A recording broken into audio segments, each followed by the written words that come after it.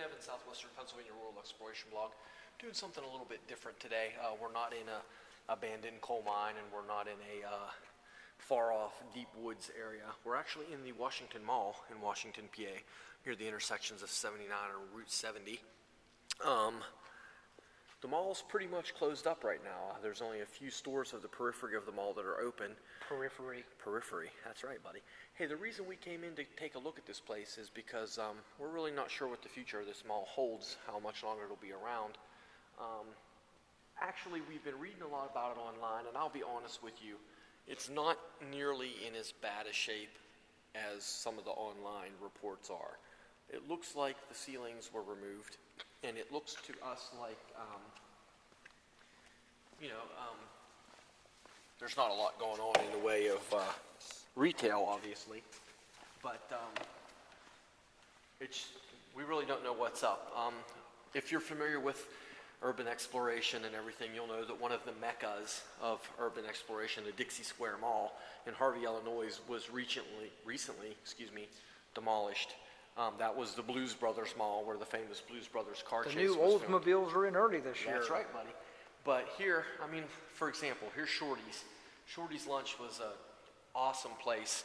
I went to the Washington Hospital School of Nursing right over the hill there, and we would come to Shorty's and get short dogs all the time, which were awesome.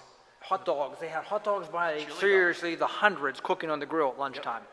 Yep. And so we just wanted to stop by today, shoot a short video of the mall. But like I said, the online reports, if you go to labelscar.com, there's a lot of posts about this mall on there, deadmalls.com. It's really not in that terrible shape, to tell you the truth. All the ceiling tiles have been removed because someone said it was leaking. Yeah. But it's probably for general maintenance so they can do things up there. Now, this used to be WTAE, but this was something else before. Do you remember what this was? There used to be a hobby store.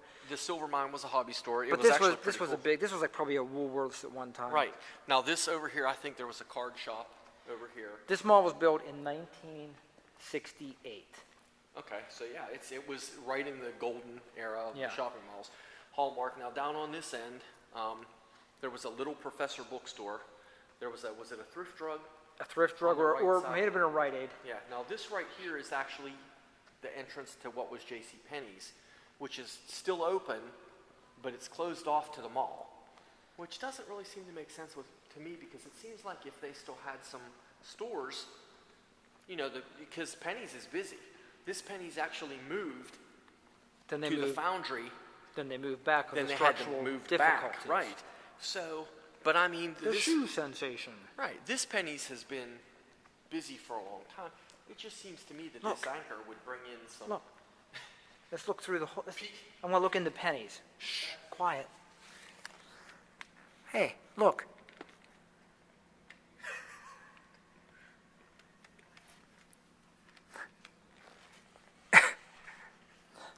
Okay. Pastries by John was a fabulous place to get pastries.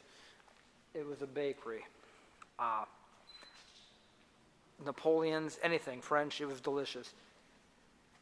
Pizza Boy was down this end. There's like certain things I remember as a youth really looking forward to. And then right across from Pizza Boy was Giggles, and it was an arcade. And they had the first hologram video game I've ever seen.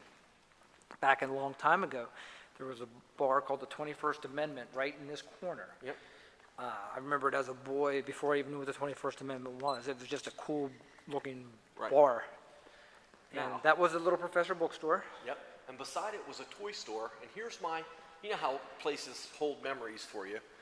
My memory of this mall and the toy store that was down here was before Kenner released the Star Wars toys, you could get a package where you could pre-order them. And I remember my mom and I think maybe one of my aunts bringing me over, and I got that package. That was the Little Professor bookstore, and then that was the toy store. Okay. And that's where I got my Star Wars pre-order, and you got like the first 4 Star Wars action figures. So. All right. But this is the Washington Mall, and it's not nearly in as bad shape as we thought. I mean, it is closed, it is pretty desolate, but the reports of, things falling off the ceiling and highly exaggerated. Yeah, it's it. But I do like it. It doesn't have that. I don't know when the last time they remodeled this thing, but this up here, look at this, these configurations of lights. Right. These reek of like mid-70s to me. Which is what I dig about it. Me too. But, and the terrazzo, all these malls had like terrazzo tile, and that's what this is. These were like obvious attempts to upgrade, these wrought iron sculptures and whatnot. Right. And what I would be interested in is talking to somebody who has knowledge of retail no exit, baby. and like construction, like somebody that worked for say Walmart or something that like built stores and what they thought of it. That would be interesting to do, but I don't know who you talk to about that. So. But okay, so that's.